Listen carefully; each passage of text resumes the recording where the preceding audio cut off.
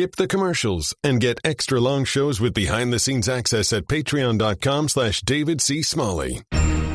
For more than 10 years, he's built a reputation of exploring beliefs and changing lives. And with today's division, it's time to resurrect nuance and bring back the art of conversation. He'll make you laugh. He may upset you. But most importantly, he'll make you think.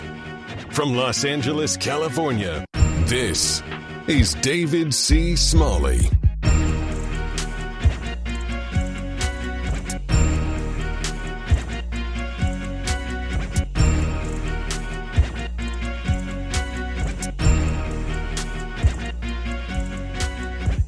Welcome to the podcast. So good to have you with us.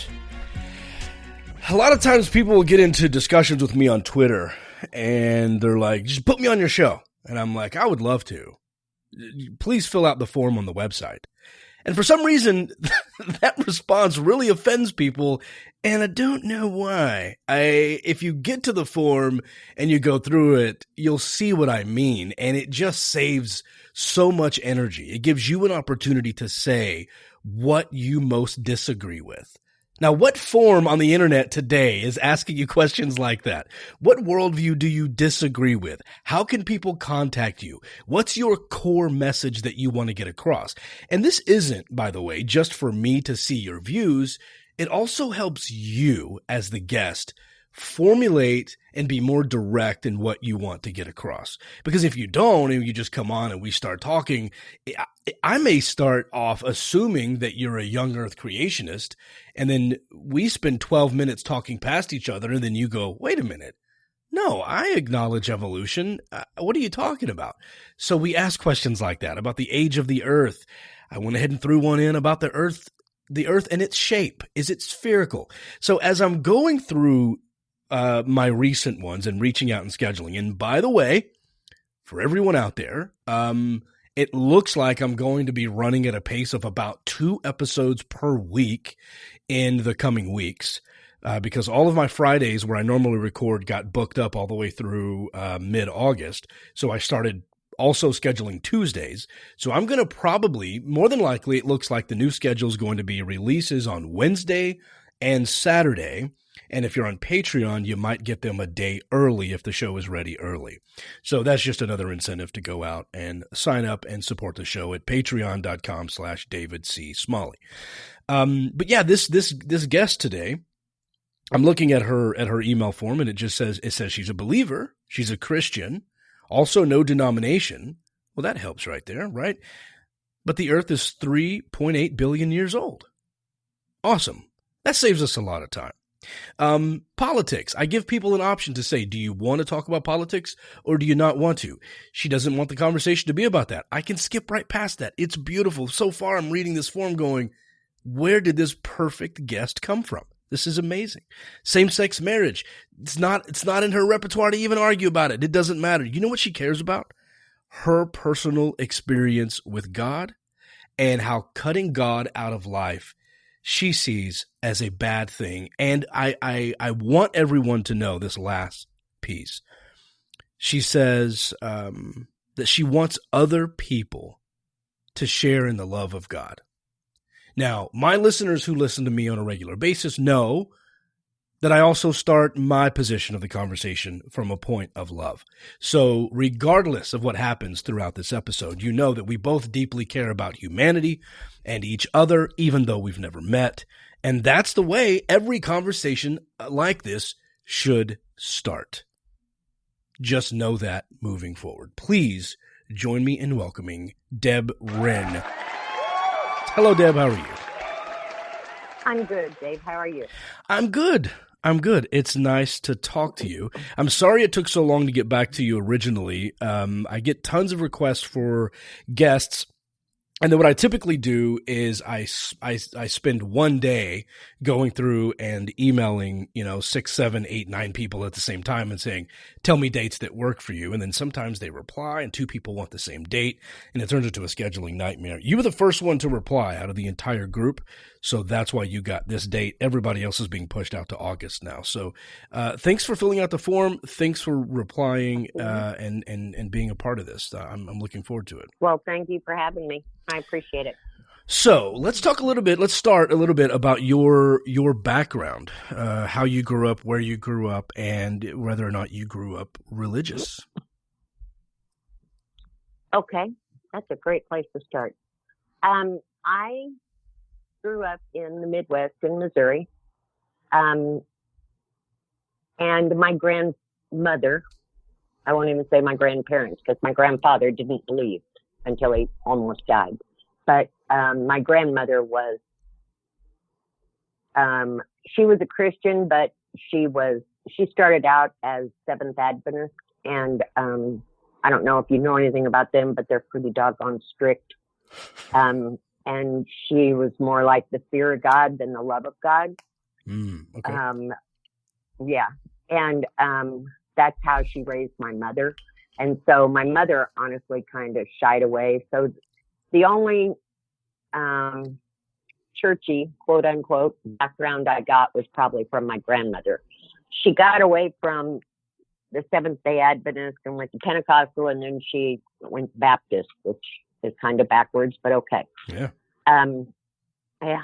Thank God I got in on the Baptist side. Okay. With her background in the others, right?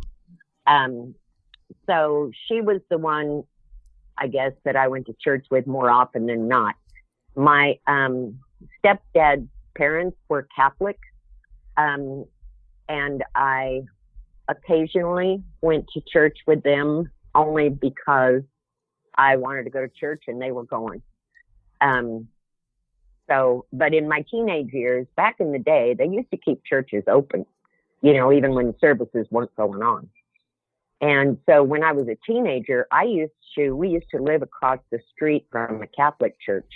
And when I was troubled about whatever, I used to go into the Catholic church and pray. I never went to confession because I never believed it that way, but I would go into the church and pray. And so it seemed like, even, and I don't know how much time you've got, but even when I was born, let me tell you, my dad was a abuser. He was, broken bone abuser type thing. Okay. He broke my older brother's leg when he was 6 weeks old. He broke multiple bones in my mother and 2 miscarriages and da-da-da-da. And for whatever reason, he never, ever, ever laid a hand on me. I was also the only child who was named after anyone in the Bible. And so in retrospect, I feel like God had a hand on me from the beginning, Then when I was 8 years old, I had a birth defect, which I was in the hospital for like 6 months before they figured out what it was. And then I had a major surgery, and then I hemorrhaged, and they thought I was dying. They brought my mom and my dad in to say goodbye. And that's when I literally left my body and went up to the playground and wanted to just stay there and play. And a voice said, no, you have to go back. And I said, but I don't want to go back. I want to go play. After all, David, I'd been in the hospital for 6 months. I wanted to go on the playground, right? Yeah. And so he said, no. He said, you'll have plenty of time to play later. You have to go back. So I did. And so even though at the time, and honestly, for probably years after, I didn't put 2 and 2 together. As I look back now, I put 2 and 2 together.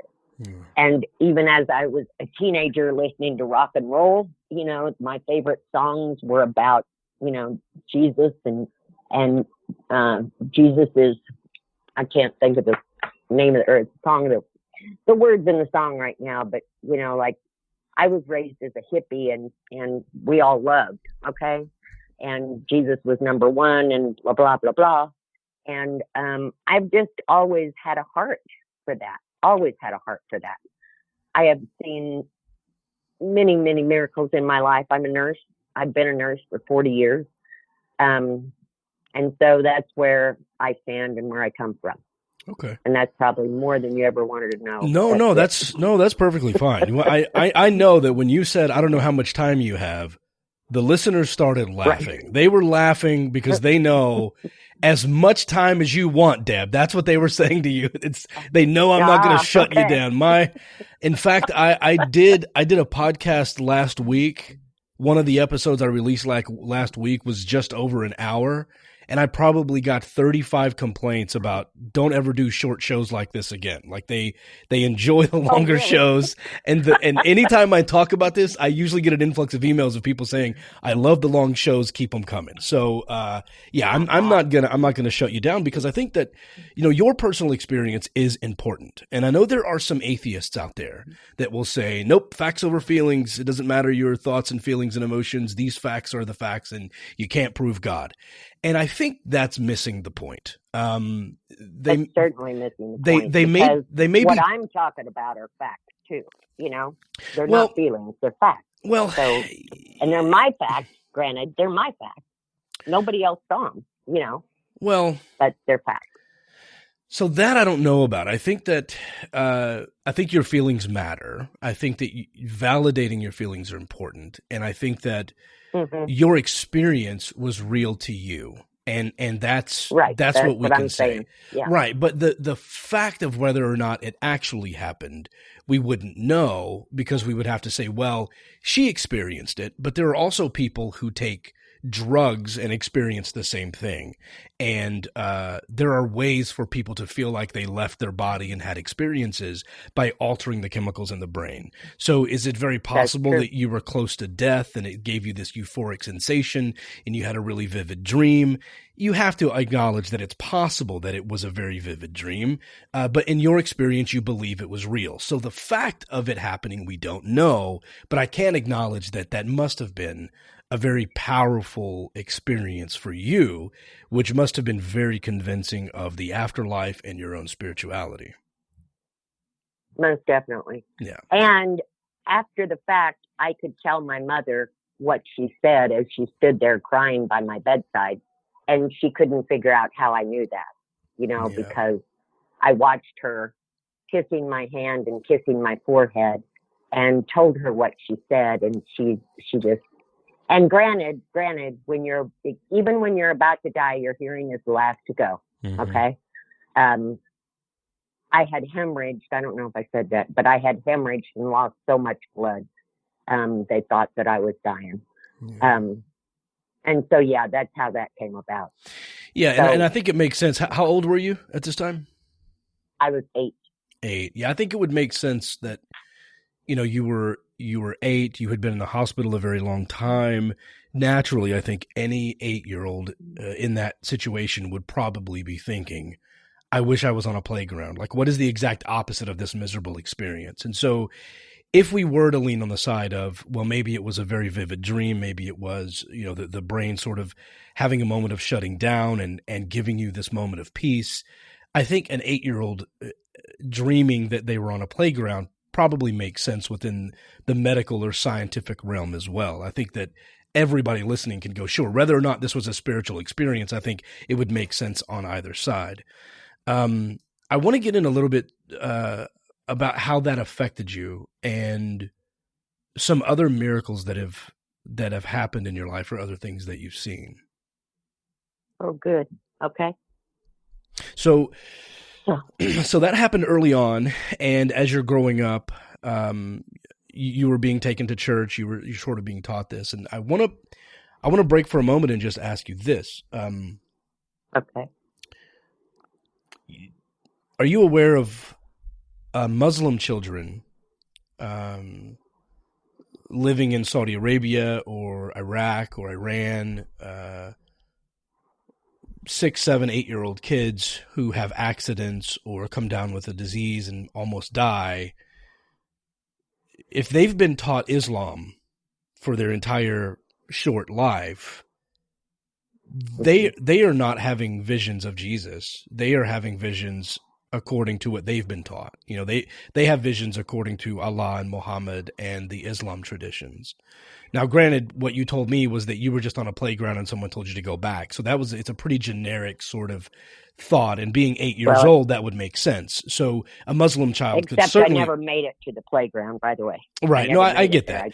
I get that. What I'm saying is that a Muslim child could have that exact same experience. But for people who say that they see Jesus or they go to a Christian-based heaven or they talk to God, Muslims tend to have the Muslim experience, and Hindus tend to have a separate Hindu life experience. Like, Hindus aren't dreaming about Jesus, right? They're if they've been raised as Hindu their whole lives, whenever they have that near-death experience, it's always within the culture and the country that they live in. So does that make you wonder if maybe it's things you've already been taught that are happening? Because if there was one true God and it was only Jesus, it would probably make sense that Muslims and Hindus and everybody who had a near-death experience would experience something similar. Now, if it's all different and if it all just happens to be related to our culture and the predominant religion of the nation we live in, then it probably has more to do with what we've been taught, right? Correct. However, number one, for starters, I never saw any beings, okay? I only heard a voice, so I don't know who it was. Okay. But second of all, I have a niece who has spent a lot of time in Africa and with the Muslims and has brought home 3 children that she adopted. And she has, I mean, it's secondhand, David, okay? It wasn't, to me, but she has heard stories of children who have the near-death experience, and they say the same thing, that it's a voice and it's a light. It's not a Muhammad or a figure at all. It's just a being that no one, or not no one, I guess, because some people have, but there are some people who hear the voice, but they don't associate it with a figure. Sure. And so at that point, it doesn't matter if they were raised Muslim or Hindu or Christian or anything. Right. So, yeah. If it's generic like that. Yeah. No. Well, if it's generic like that, then we really can't count those. That we don't know that Right. Who knows? It could be a dream. It could be a real experience. We don't know. But what I'm saying is there is not this overwhelming influx of Hindus who are having Christian experiences, or Christians who are having Hindu experiences or Muslim experiences. Those who do have experiences that are directly connected to their religion, whether it has to do with Jesus or Christianity or like the pearly gates or something golden or St. Peter, those are 99% of the time American Christians. And the Muslims, when they have something like that, it tends to be within their realm of religion. So I really want to know maybe another example of a miracle. You said something very, very strong a moment ago, and I wrote the sentence down. You said that from an early age, God had a hand on me. And I want to explore that a little more. Can you give me another example of what you mean by that?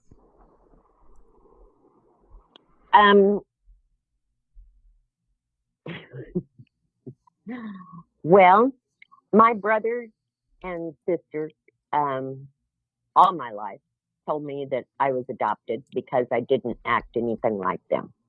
I did not speak until I was 4 years old. I don't know. The family photos of me, I am literally sitting behind a big easy chair by myself. I don't know if I was living in fear or what. I don't know why my mom named me Deborah, and no other child has a biblical name.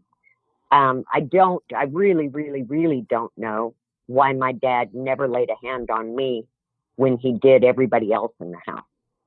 I mean, I literally was the only one he did not touch. Were you the youngest? No, I was not. There were 2 older and 1 younger. Wow. And yeah. So things like that. But as I got older, I mean, I have an amazing, I was married at one point in time. And I hope my son's not listening, but I was married one point in time, and my husband I was married to him for 13 years, and he was diagnosed with borderline paranoid schizophrenia, and his psychologist told me to get out while the going was good, that when he snapped, it was not going to be pretty. Well, he was right, and it wasn't. And one night, my husband, in his, delusions and craziness, decided that he was going to kill me, and then he was going to kill our 2 kids, and then he was going to kill himself. Now, we lived in a duplex, and that night he had me sitting at the kitchen table, and he had the Bible in front of me, and there was a kitchen window directly opposite me, and we didn't have curtains up. So my husband had a butcher knife, and that's how he was going to kill me. And he was making me read from the Bible, and he was beating me in between, and literally beat me to the point of unconsciousness. And I was sitting on just a 4-legged kitchen chair, okay? When I came to, he had, and this is a 6-foot, 240-pound man. When I came to, he had one arm around my upper waist and under my arm, and he had the other hand pulling my hair. And he was trying to get me out of that chair, because to the left of us was a bathroom. In between this duplex was a bathroom with no windows. So I know he was thinking that if he could just get me in that bathroom, he could kill me. And whoever it was that was watching him outside that window with no curtains wouldn't see him do it. He could not get me out of the chair. The chair did not tip. I mean, there was no movement, and there's no reason why that man could not have moved me. I mean, I'm dead weight at that. And I only weigh 120 pounds. I'm not a big woman. Okay. It wasn't that. So I came to as that was going on, and he turned around and looked out that window one more time, and he had that butcher knife in his back pocket, handle down. And so it was like, it's now or never, Deb. And so I jumped up and I grabbed the knife by the blade, and we struggled and fought, and he tried to beat my wrist against the kitchen sink to make me drop that knife. And in any event, long story short, obviously I got out, the kids got out, he committed suicide that same weekend, but me and the kids are fine. My point is, I was unconscious, sitting in that 4-legged kitchen chair, and he could not budge me. Now, I don't know about you, but there had to have been a higher power there that night, keeping me in that chair. It was like the chair was glued to the floor and I was glued to the chair. And the minute I decided to jump up, I jumped up. There was no reason I couldn't, It's not like he had me tied in the chair or anything. I mean, it's things like that in my life that I know that there's a higher power out there, David. I know there is. Wow. And there's been other experiences. No, sure. Let's talk about that one, though. I think so. First of all, thank you for sharing that. I know that it's probably not easy to talk about, and if your kids are listening, like you said, it's probably not easy to hear. And just for a personal note, I want you to know that my mom is also named Deborah, and my mom went through something very similar. She had a very abusive father growing up, and would randomly say these prayers and some violence would stop. And And then when she got older, she was in abusive relationships again. And I won't go into the details because, I feel like that's her story to tell, not mine. But, I saw my mom, when I was 3 years old, 4 years old, being wheeled out with a neck brace and black eyes. And there's some dark history there as well. And I think that has a lot to do with her faith. So I feel like there are a lot of similarities. Right. So let me just say, I am so sorry that you had to go through that. That is just, nobody should ever have to go through that. It made me who I am today. So. Sure. No, and I bet it has a lot to do with you being a nurse, and you probably the things you saw, I think, too, as a young child with a very abusive, violent father really made you want to care and love other people. And, that's why you do what you do for a living. Would you say that's probably accurate? That's part of it. And my aunt, his aunt, my great aunt, was a nurse. And, back in the day, like when I was 4, they only wore white. And man, she would come in with her white on, and that house would go to peace instantly. That man, I don't think would have crossed my aunt if his life depended on it. And so I think that somewhere back in my brain, I associated that nursing uniform with, comfort and peace and everything else. That makes a lot of sense. That makes perfect sense. I probably would, and I think most people would. So that's something else that makes a lot of sense as to why you would tie that to your faith. So let me ask some questions now about this. That whenever you're and in that moment when your husband was being violent, was that the first time he'd ever been violent to you? No, but it was the worst. Yeah. He had kicked me in the kidneys. He'd hit me. He'd raped me multiple times. But that was the only time he was going to kill me. Yeah, that's the kind of stories I heard about my grandfather growing up. My mom's mom, pretty violent and careless, and just pure evil is all you can really say to describe somebody like that. Yeah. Right. I'm glad you made it out. I'm glad the kids made it out. So I don't want to confuse any questions I ask now with a lack of compassion for your story, because I certainly have that compassion, and I'm so sorry you went through it. But you are on the show to discuss your faith, and so now that I know part of the reason why you believe so much, let's go ahead and dive into it. And if I've avoided that altogether, if I avoided those situations, it wouldn't be fair to the conversation. So I do have to include those, but please don't think I'm calloused about what you went through. No, not at all. So, and it makes me wonder, and I know the listeners are wondering as well. So I don't know why he couldn't move you from the chair. I don't know. And that's got to be very powerful for you. I don't know why your father was abusive to other people and not you. I don't know. But I do have to wonder about the morality or the compassion of a God who could watch other children being beaten and only protect you. Or watch you be kicked in the kidneys and beaten multiple times by your husband and only intervene right at the moment he was going to stab you. It does make me wonder about the morality of that God. Have you ever wondered about that? I have not wondered about the morality of God for those reasons. I have only wondered why he chose me, I've come to the conclusion, I don't know why. Part of me says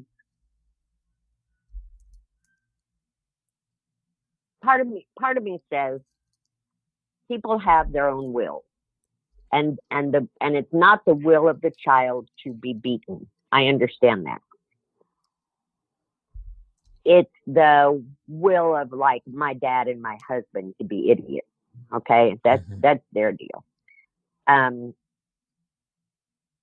What I have wondered is why God has chosen me to protect, um, like that in those instances. And I don't think it has to do with his morality, so to speak. I just think some people are more receptive to things than others.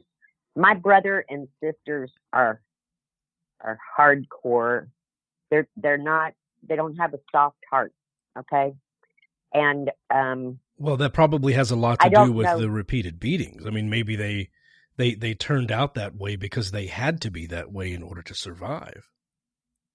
That's entirely possible, but since then they have had really a lot more cushy life. I mean, they've got a lot more cushy life than I ever thought about being or having. Okay, they've got a lot more to be thankful for. They've got a lot more to be grateful for in the materialistic realm. Okay, and they're not. I mean, they still don't to this day. You know, you can be beaten as a child, and you can be starved as a child, and but you can't continue to live your life in that mode. You have to at some point take responsibility for your own heart, for your own thinking, for your own action. Okay. And if you're a hardcore person because you were beaten as a child, so at some point, David, that's got to stop, and you've got to start loving people anyway, even though you might not have been treated the best in the world. Well, I know that would be the best thing for society, but some people, that should be because of human that, beings. but because of that trauma, there are people who lose that ability, and it's sad because that abuser at the time thinks they're just acting out of anger or punishing a kid or smacking one kid around. Right. They don't realize Right. that they may be robbing that person of the ability to love in 30 years.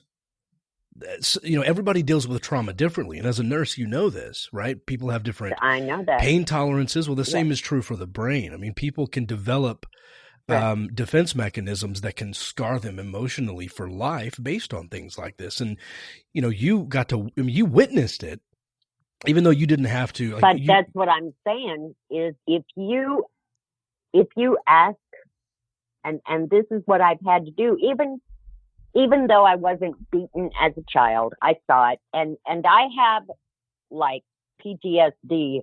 Like when a fight breaks out in the street, I'm the first one to duck and run. I bet. Okay, No. first one to duck and run. I am. But at the same time, when I got married and I was raped and I was beaten, then I didn't hold a grudge against other men or other people or whatever, Right. because I was beaten and stuff. I understand. I mean, I understand. I guess what I'm wondering is, you as a nurse, you clearly have a desire to help people. Right. And so there are plenty of times, I bet, when multiple people need your help and you do what you can to split your time among them, right? Because you don't just choose one to help and let the other suffer. You multitask, you lose sleep, you work extra hours, you do everything you can to run around and help multiple people who need to be saved. Right. So, and you're a human. You're a fallible human who makes mistakes, makes errors, have limited time, limited resources, limited senses. You're very limited, and you still try your best to make time for multiple people. So why would God, being all-powerful with no limits to his resources, only choose to save one child and watch the other ones be beaten repeatedly and not stop it? Well, he did stop it. I mean, eventually he did stop it. I mean, my mom left him. He gave my mom the courage to leave finally, and it was over. It was over. No, I mean during the You know? beatings. I mean during the beatings. Why? And I'm not asking from the perspective of, because I know you don't know why you were special, why you Right. why you were saved. What I'm getting at is, Right. you believe God Why is. did he allow it for so many other people? Right. So many other people, so long, so many repeated times. Let's say, the Right. third time he was beating someone and broke their arm, and then there was Mhm. healing, and then the fourth time he came back for that same child. If you had the power, you would have stopped it. I'm just an atheist, Oh, sure. and I would have stopped it, right? So I wouldn't allow Right. that to happen. So how is But, it? but So how don't is you it that God? understand? I mean, God himself, I think, to stop my dad, to literally stop my dad from beating anyone, my mom, my brother, my sister, anybody. Jesus himself would have had to come down and get in front of my dad. Oh, The no. fact that, No. yeah, I mean, God. I mean- Look, God spoke the entire universe into existence, according to your belief. He created Yeah. Earth in 6 days. He made a female out of a male, out of a male's rib. He made Adam out of dirt. He can say things and things happen. He can will them. He can think things and they just happen. So that's right. So your father wasn't more powerful than God. God could have had a thought. No, but my father wasn't listening to God. My father wasn't paying attention to God. My father didn't give a shit what God thought or what he said or what he did. That's where it all comes in at, is because there's that human will that doesn't have to listen to God, doesn't have to obey God, doesn't have to do what God wishes, doesn't have to listen when God's yelling at him. That's that human will that comes in. Well, but he only has will strong enough to defy God because God allows it. There are multiple times throughout the Bible. God has allowed for all of us to have our own human will. I know, you are but, absolutely right. But there are multiple times throughout the Bible where God intervenes, where someone is being harmed and God steps in. God sees something going on and he stops an injustice from happening. He protects his people. So why didn't God intervene when Jesus was mutilated on the cross? Yeah, that's a good question. That's the same scenario. Right. Same scenario. That's a good question. I don't know. The only answer I can come up with is because if Jesus had not suffered and died like that, I wouldn't be sitting here today as a saved Christian. Now, stopping my dad from that's not going to have the same effect, granted, okay? But God could have stopped Jesus from that too, but God had his reasons. God has his reasons. And who am I to question God? I don't know why. I'll tell you who you are. I'll tell you who you are to question God. You are a morally based, good person who helps humanity on a daily basis. You recognize evil when you see it, and you do everything in your power to stop it. And it makes no sense whatsoever for you to worship a God who has a lower morality than you do. I don't believe he has a lower morality than I do. Then how could he watch your siblings be beaten? No. Then how could he watch your siblings be beaten and watch you be beaten multiple times by your ex-husband without intervening when you would stop it if you had the power, but God sat there and watched it? By the grace of God, I will ask God those questions and many, many, many, many more when I get to heaven. But I believe very strongly that for whatever reason, God has his reasons for things going on. And if it's not God causing them or preventing them, it's man's own will that is not allowing God to step in. And that's a whole different ball of wax. If men, human beings, not just men, women, whatever, child, it doesn't matter. If they do not allow God to step in, God's not going to force his way. God is not a pushy God. He's going to let you know he's there. It's just like praying to him. You know, he's not going to say, hey, Debbie, wake up and pray. If I pray, he's there. If I don't want to pray, he's not going to tap me on the shoulder and say, hey, it's time to pray. God is not a pushy God, you know? Well, the problem I have with that, though, Deb, is that God throughout the Old Testament is absolutely a pushy God. He was sending plagues to people for not doing what he came down to remove the plagues of the Old Testament. Right, the New Testament is Deb, 180 degrees different than the Old Testament. But Deb, it's the same God. It is the same God. And remember that Jesus came down. Okay, but this was all part of God's plan from the beginning.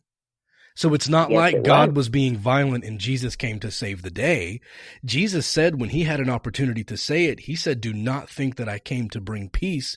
I did not come to bring peace. I came to bring division, to set a man against his father and a daughter against her mother. He said people would hate each other. He demanded that you hate your own family in order to follow him. Mm-hmm. So Jesus... No. All he demanded is, that doesn't have to be your sister if she hates God and you don't, okay? You don't have to call her sister if she hates God and you don't. He didn't demand you hate your sister. He demanded that you only call a sister if she believes the same way you do. You have a Bible handy? I do, right in front of me. Let's turn to Luke 14:26.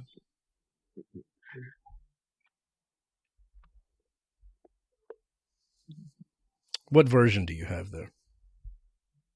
King James. Luke 14:26. Almost there. Let me turn my light on too. Yeah, go ahead.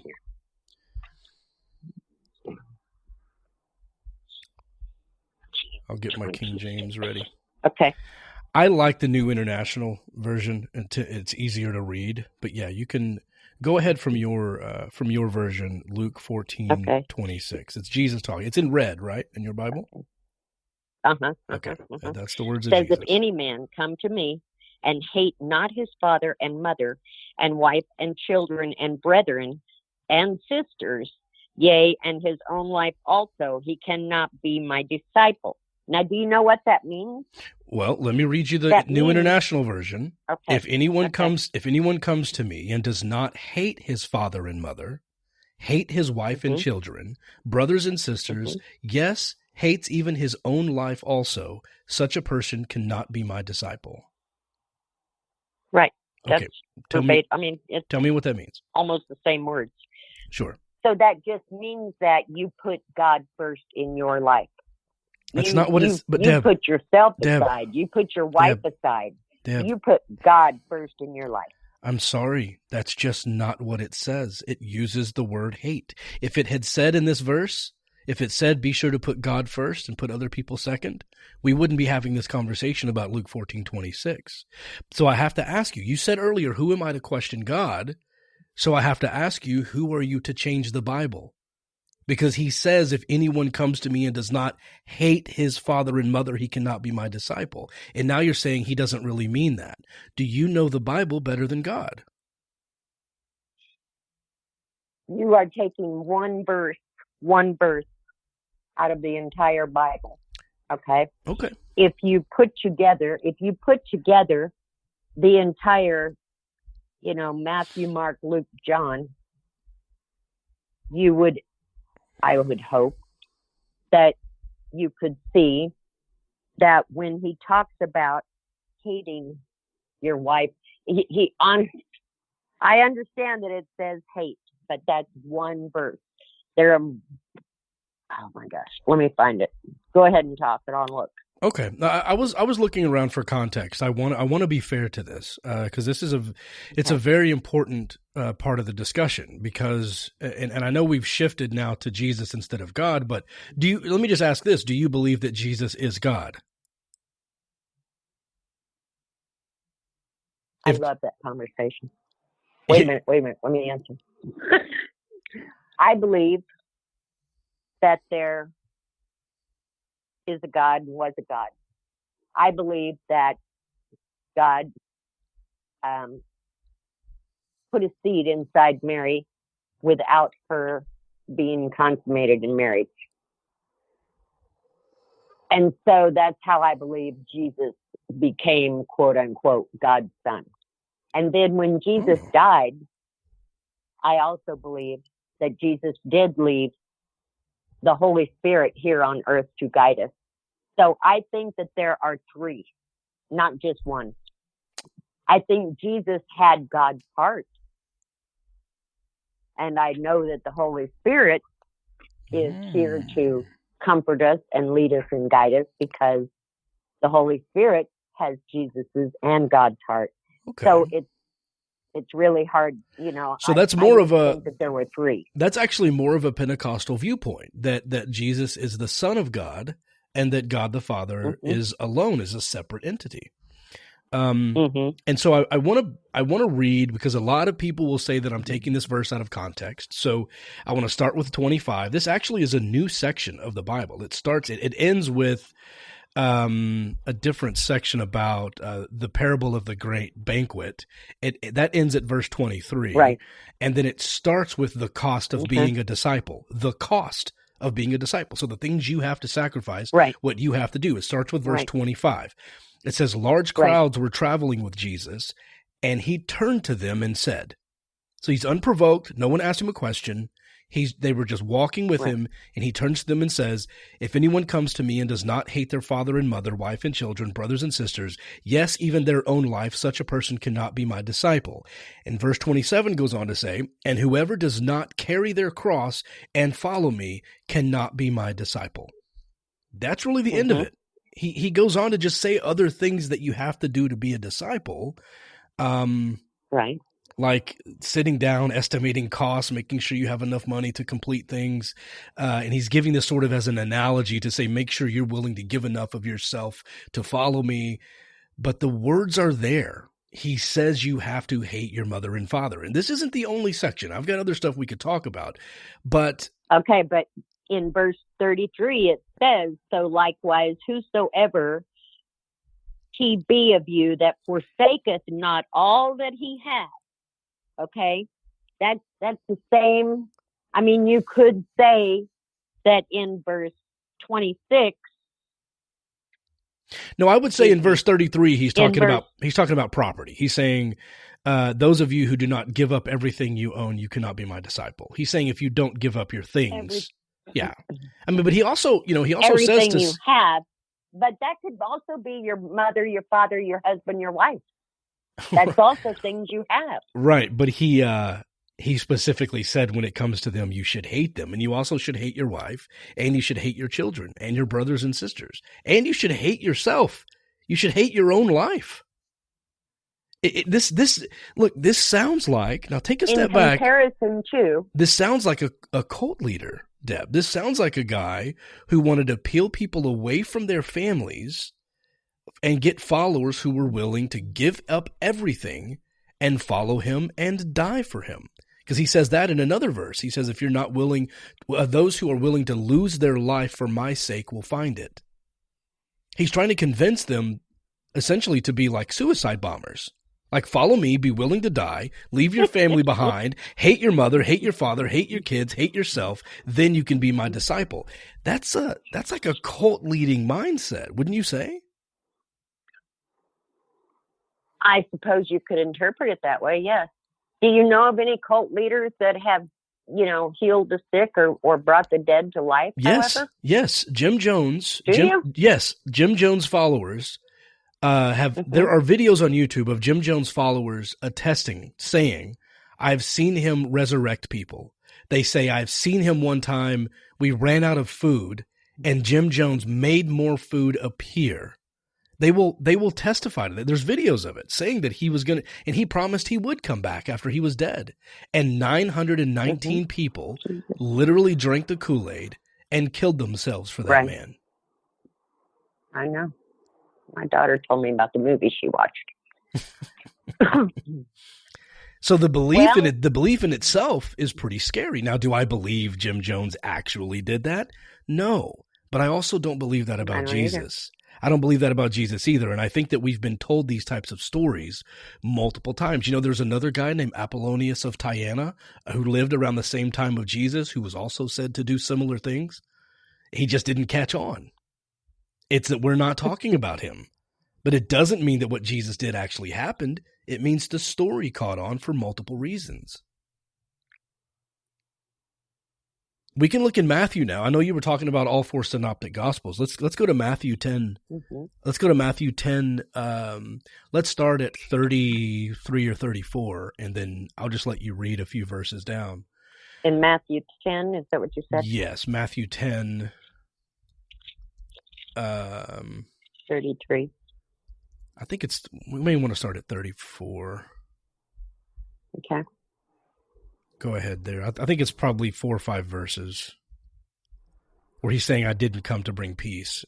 Some say a sword. Right, that's but 34. If it says the word sword, he means division. And I think it's clear that that's what he means. But how do you know? I mean, how did you come to that conclusion? That sword means division. And I'm just curious. I don't know. Well, for one, what he says immediately after is that to set a man against his father. He doesn't say for a man to kill his father with the sword. He says to set a man against his father, a daughter against her mother. A man's enemies will be those of his own household.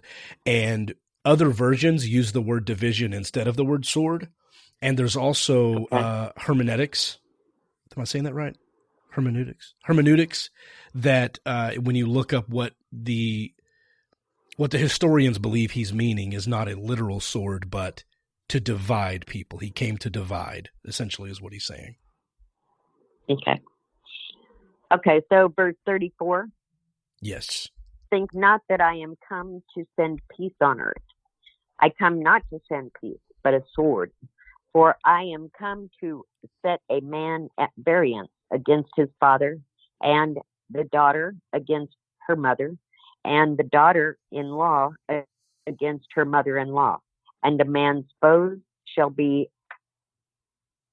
they of his own household. He that loveth father or mother more than me is not worthy of me. And he that loveth son or daughter more than me is not worthy of me. That's my point. Yeah, I would keep going. Keep going. I'm reading. Okay. And he that taketh not his cross and followeth after me is not worthy of me. He that findeth his life shall lose it, and he that loseth his life for my sake shall find it. That's okay. So I think that encompasses everything I was trying to get at. The NIV, it's a little smoother. It's just whoever does not take up their cross and follow me is not worthy of me. Whoever finds their life will lose it, and whoever loses his life for my sake will find it. This is literally him saying you should be willing to die for him. And if you couple that with he was willing to die for you, David. No, he didn't have to, though. And that's another thing I want to get into. No, he didn't have to. Right. Well, he was willing to. Only because that's different. Well, only because that was the rule that God put in place. Yeah. Right. God his Father told him. Right. Yeah. So God his Father told him. Right. Do you realize? Even Jesus said, "Please take this from me. I don't want to do this." Right. But he did. Okay, but let's again. This goes back to God's morality, because you realize that God made the rules. God created the universe. He set this entire plan in motion. There didn't have to be human sacrifice. He chose that to be the gift he would accept to spare multiple sinners in the future and the past, right? He could have made it... But don't you think... Go ahead, bud. He could have made it a game of badminton. He could have made it an apology. He could have said, say you're sorry and really mean it. I'll know because I can see in your heart if you mean it or not. He could have made it anything. But don't you think he tried 110 ways to do that through the Old Testament? No. No? No, not if you read it. He led the people of Israel through there. He parted the waters. I mean, and those people get on the other side of the waters, and they're still cussing him, saying, You led us this far, and now you're going to let us starve. I mean, people just don't wake up and pay attention. I'm glad you mentioned that one, because this all plays in together. You're talking about the story in Exodus where God comes and starts to wipe out and kill the firstborn of everybody in the Pharaoh's village, so that he will let the Jews go from Egypt. And what a lot of people don't know... Was it God that was going to kill the firstborn, or was it the king? Oh, it was God. I believe it's Exodus 12. See, I honestly am not a Bible thumper, as they say, and I'm not... No, that's cool. This is fun, though. I love Bible study. Familiar enough with the Bible. No, that's cool. Let's go to Exodus 12:12. As you're turning there, I'll kind of set the stage, and we're not. I want, for the listener who thinks we're jumping around, this is all together. This all makes sense because we're talking about the will of God versus the will of people. And does God have the power to intervene and stop these types of things? Why wouldn't he? How often does he intervene? So all of these things are in the same vein.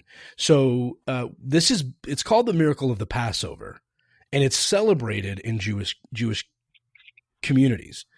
And it basically talks about, he's giving them from Exodus 12:1 through 11, he's basically just giving them the rules of Passover.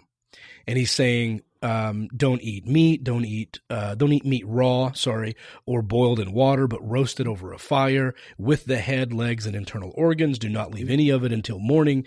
If some is left, you must burn it. This is how you are to eat it. Your cloak tucked into your belt, your sandals on your feet, your staff in your hand. Eat it in haste. This is the Lord's Passover. He's giving them the sort of the how they should operate as his people. Okay? Now, are you at 12:12? 12:12? Yes, yeah. Exodus 12:12. So you go ahead and start there. That's where it ends by saying, eat it in haste, this is the Lord's Passover. And then verse 12 says this. You go ahead and read. Okay, verse 12:12. So, for I will pass through the land of Egypt this night, and will smite all the firstborn in the land of Egypt, both man and beast, and against all the gods of Egypt. I will execute judgment. I am the Lord. Keep going. Can we keep reading? Yeah, because this is how he tells. So this is how he tells them how to avoid. Like, if you don't want your kids or animals killed by me, here's how you can avoid being killed. Okay. And the blood shall be to you for a token upon the houses where ye are. And when I see the blood, I will pass over you. And the plague shall not be upon you to destroy you when I smite the land of Egypt. Right. And this day shall be unto you for a memorial. Is that it? Yeah, that's it. So what's happening here is the Pharaoh is refusing to let the people go. And it says because he has a hardened heart. That's what it says originally. He has a hardened heart. And so God's saying, all right, here's what we're going to do. Here's the plan. You go eat, you sacrifice your lamb, take the blood from your lamb and wipe it on the post outside. And when I see the smeared blood of the sacrificial lamb, I will know that you're my people, and I will pass over your home, and I won't kill your kid. But on the homes where they don't have the blood out front, I will know that those are the people of the Pharaoh, so I will kill the firstborn child and the firstborn animal in every home. So he is literally being a serial killer, saying, I'm going to go kill the firstborn. You're talking about, it could be infants. These could be literally a family could have just given birth to their first child. It's going to die. They could have a 17-year-old that was their first child. They're going to die. They could have a 30-year-old. That person's going to die if they're the firstborn. And the only thing that stops it is animal sacrifice. You have to kill the lamb and rub the blood on the outside. And that's how God passes over the homes that have the blood outside, and he's killing the animals and the people that are in the homes or huts or tents or whatever that don't have blood on the post outside. And he says that this is going to be a sacrifice, and it'll be a sign for you on the houses where you are. And now he's saying, you won't be affected by the plagues that I'm sending upon Egypt because you're my special people. Now, first of all, if the Pharaoh is the one who with the hardened heart, and the Pharaoh is the one causing the problem, why not just strike the Pharaoh? Because chances are the people who are being ruled over by this Pharaoh are also not happy. And what did the baby do? To follow the Pharaoh, not the babies, not the kids, not the animals. They have no choice in the matter. But the parents. Right. So kill your kid? Does that sound just or moral to you? It's not their fault. It's not the baby's fault that's dying. It's not the ox or the donkey that's being killed. Why is this why is this death and blood necessary for this guy? And here's a twist in the story. Here's a twist in the story that most people who I talk about this with don't know. It's in Exodus 9, and we can go look for it if you want. I promise I will fact check this. It's either in Exodus 9 or 10, possibly in 11. I would have to look it up. Okay. But it says that God hardened the heart of the Pharaoh so that he would not listen to Moses and Aaron. Isn't that crazy? I've heard that. Yes. It's we're not talking about a man who was just stubborn and wouldn't listen. God intentionally hardened the heart of the Pharaoh so that he would not listen to Moses and Aaron. And then when he had a hardened heart in Exodus 12 and refused to let the people go, God's fix for this is not to just unharden the heart of the Pharaoh, not to soften the heart of the Pharaoh that he himself hardened in the first place. The fix is to kill the firstborn children and animals in the village until the Pharaoh breaks. That is not a moral God. And to me, those types of actions, if the Bible is true about that God, it makes perfect sense why that God could watch your suffering, could watch your beating, or could watch the violent abuse of your siblings and not do anything about it. He sounds like he has a very low, disturbing sense of morality. And I'm so perplexed, Deb, by wonderful people like you who I get to talk to on a weekly basis, wonderful, warm-hearted Christian people who are serving in the military or are grandmas or are moms or nurses or doctors or whatever. They're serving humanity and loving and caring moral people. And then they worship this God that has a lesser morality than they do. And I can't wrap my head around why.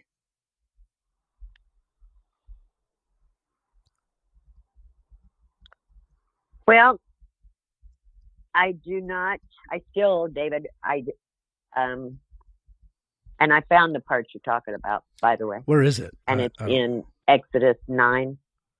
That's what I thought. Exodus 9 what? Exodus 9 what? Well, it starts at like Exodus 9:23. But it says in the heart, at the very last verse says, and the heart of Pharaoh was hardened.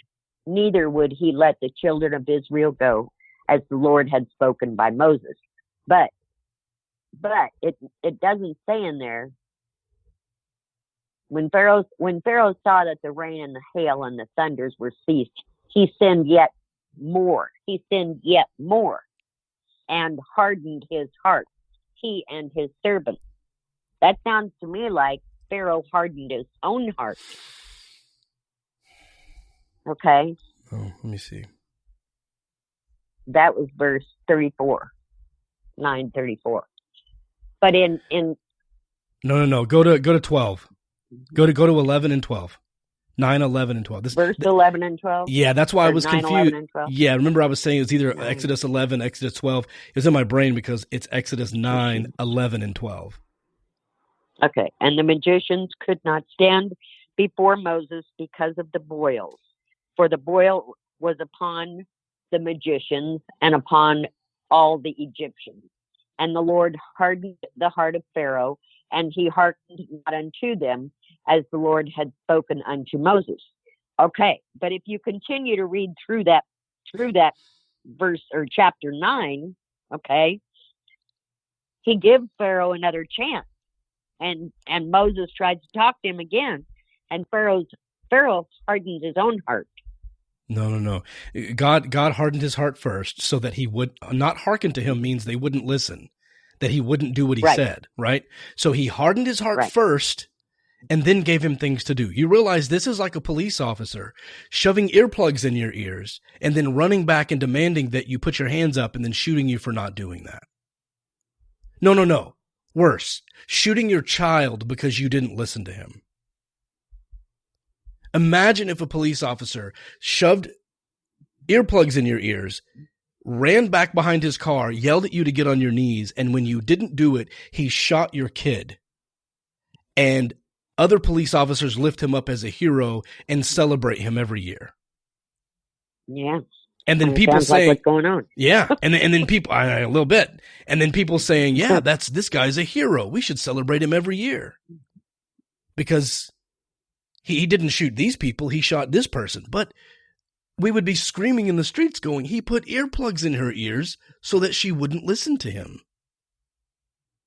And just so you know, the NIV version says that the Lord hardened the Pharaoh's heart so that he would not listen to Moses and Aaron, just as the Lord had said to Moses. And then right after that comes the plague of hail.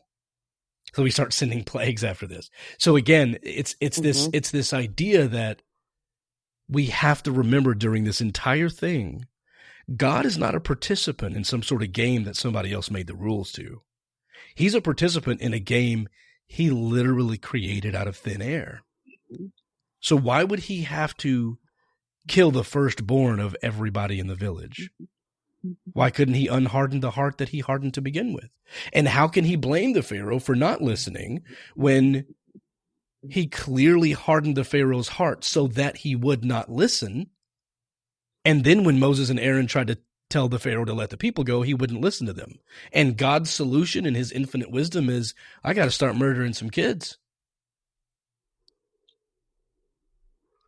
It just, I know he's a puzzling God, that's for sure. Or there's another option. What's the other option? That this isn't really true. That men wrote this. That they were trying to explain things like volcanic eruptions and burning ash and brimstone falling from the sky and torrential floods and thunder and lightning and ridiculous heat and drought. And they had no idea. They were completely uneducated about weather patterns and climate, and they thought their behaviors had something to do with this. And so... Well, and I'm going to tell you, there are many, even ministers, even educated in theology, people who do not believe the Bible for the most part. My son himself went to a Baptist college, and the professor at the Baptist college, which always blew my mind, but the professor at the Baptist college told my son and the whole class that the Bible is not true, that there are only, I think my son said, 2 or 3 books in the Bible that actually have any truth to them whatsoever. And the rest of it is fiction. Okay. Well. Now, I don't know whether the Bible's true or not because I didn't live then. But what I can tell you is true is my life and what I have lived through and how I have seen angels, and I have seen angels in patients' rooms, and I have felt the power of God when someone was trying to kill me. Not only my ex, but I had a cutie little boyfriend one time that tried to strangle me, literally, to the point where, I was losing consciousness. I have felt God's presence on more than one occasion. Now, I can't tell you if this Bible is true from front to back. I can't tell you that, David. But what I can tell you is there is a God, there is a Jesus, and there most definitely is a Holy Spirit. And I have seen witness of that. Okay, well, here's the thing. It could be that there is a God that exists, and that God has worked in your life in some way and has worked in some spiritual way for you, and that you just ascribe the names Jesus and God and Bible to that experience because that's the way you were raised. Because if it is the God of the Bible that is in your life, if it is the Jesus who talked about how he didn't come to bring peace, how he came to set a man against his father, how he came to bring division, how a man's enemies will be those of his own household, yet we call him the Prince of Peace. If that is the Jesus, we have to find out what's so good about him. If that is the God that you worship from the Old Testament, I have to ask why someone with such a high morality as yourself would worship a God that was clearly so terrible to innocent people. But if it's not that God, go ahead. If it's not that God, and it could be some other God, then that I think is a more reasonable thing for me to understand. But if this specifically is the God that you worship, I have to ask why. Because it seems that you're a better person than that God, and he could learn some things from you. Well, I don't know that I'd tell God that, but go ahead. I'll send him an email. Don't you worry about it. Please, yeah. So my daughter believes that this God that I talk about, okay, and we have this mutual ground that we. Actually, it's my daughter, my son, and I, because my son calls it the universe. Okay. Okay. My daughter calls it, or says that God is amongst us always. Okay. And she doesn't know that it's really God, but it's a definite power that's in the trees, in the grass, in the air, in the beauty, all that. I mean, she acknowledges that this, that there's something there. She just doesn't know what to call it. Mm-hmm. And like I said, my son just calls it the universe. I call it God. And you're right. It's probably because that's the way I was raised.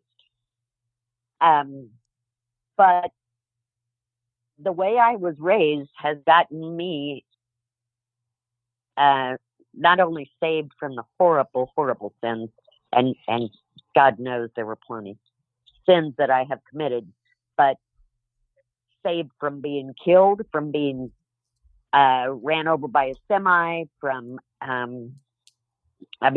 he's just. I was in Italy and gave birth to a 9-pound, 6-ounce baby boy when I weighed 110 pounds, and that was just miraculous in itself. And the fact that my son is a genius, and he came out so purple he was nearly black. They pulled him out with a cow pull. I mean, that's how bad it was. And we both lived through it. I mean, there have been multiple miracles that I have witnessed in my life. And I'm going to call him Jesus, okay? And I'm going to call him God, because you're right. That's how I was raised. Right. So I'm glad that my daughter and son believe in something, because they know, they've seen me. They've seen me go through things. They know that something is out there. They've seen it with me. So as long as somebody believes something, I think we're all okay. I don't think we're going to be smited because we call it God or the universe or power, or anybody else, for that matter. Well, I think what's out there that you're talking about is your incredible strength and resilience. And maybe you got a little bit of luck dusted in there, but I think that you have I don't think you're giving yourself enough credit. I think you're an amazing woman. I think that you've beat the odds multiple times, And your resiliency allows you to walk around with a smile on your face. Your attitude is more uplifting and progressive and moving forward. And your focus is to help people in the future rather than to dwell on the bad things that have happened to you. And I think that's a testament to your character. I think that is the thing to focus on, which is why I consider myself a humanist rather than someone who is religious. So I would give the credit to you. I would give the credit to you. And maybe your son would give credit to the universe. I mean, I don't know. But either way. No, I think you've been talking to my daughter too much. Because my daughter tells me the same thing. Mom, you just don't give yourself enough credit. Well, no, I've been saying, hey, listen. You're the strong one here. You're the strong one. Yeah, no, she's spot on. I haven't talked to her, but she's spot on. That's perfect. Now, here's the thing. Now I want to move into why I think in your situation, I think you are a humanist through and through. I think you're strong, you're resilient, you care about people, and you, on a daily basis, are constantly taking care of human beings. And that's what humanism is all about. It's loving people, it's respecting people. It's essentially the opposite of everything that Donald Trump is. And I think I know you said you didn't want to talk about politics. I told you we weren't going to talk politics. I know we're not. But I think that you are a caring, loving person. And so I think religion becomes at that point just irrelevant because you can do these things whether or not you have that belief. But what I want to move into now. I don't. Wait, hold on though. Hold on 1 second. I'm going to tell you, I have got 3 herniated discs in my back. Okay. Most people with my medical conditions are freaking on disability and stuff. And I'm 64 years old on top of that. And I'm still working 60 plus hours a week. That's not me. That's not me. That is by the grace of God. No, that's Most you. people cannot do that. That is you. That's crazy. No, that is you. That is definitely you. No, that's not. What do you think? Oh, I mean, think about this for a second. There are tons of people who are suffering, who are starving to death. I know. Who are awful. There's probably a building collapsed right now that we won't hear about until tomorrow on the news, somewhere in Indonesia, and there's a family trapped under those broken cinder blocks, calling out for help, and nobody's strong enough to move the blocks. Your God is watching and not moving those blocks, but he's super concerned about your herniated discs. No. That doesn't jive. You're right. It does not jive. So he's probably telling people to go move those bricks, and people aren't listening. He can move them without people. If he's relying on the worst tool, us, that he's ever created, I don't think that's a very smart solution. Yeah. So what I want to move into now is how I actually believe that not only is religion irrelevant, because I think you would be a wonderful person with or without it, I think it's actually hurtful because of something that you said just a moment ago, which was a bunch of sins. Now you feel like some of your behaviors have been considered sins. And I also want to address something you said in your email, which was that you don't know how people can have hope without God. And so that's what we're going to do on the Patreon version of this show. The conversation continues at patreon.com/David C. Smalley. We're going to get into sin. We're going to get into what it's like to live without a God and how people can have hope in their lives without having a religious belief. We'll see you at patreon.com/David C. Smalley. And if you're not coming there, please drive like you know each other.